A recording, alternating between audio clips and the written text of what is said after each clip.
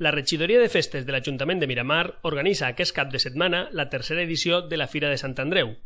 Aquest event, en honor al nostre patró, és una festa marcada per la participació de les associacions i col·lectius de Miramar. Com en les dues passades edicions, la plaça Major serà l'escenari del mercat medieval, mentre que la carpa gastronòmica s'instal·larà al carrer Marinalta.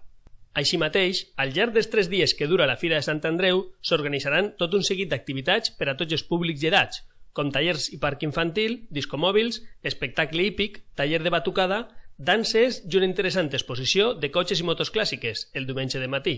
Cal destacar que l'acte d'obertura oficial de la Fira de Sant Andreu serà el dissabte a les 12:30 hores i comptarà amb l'actuació de Pep el Botifarra. Durant els 3 dies, els assistents a la fira podran tastar les tapes elaborades per els col·lectius de Miramar en la carpa gastronòmica.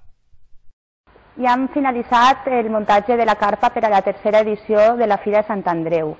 Hem elaborat un programa més ample en activitats per a totes les edats i gustos.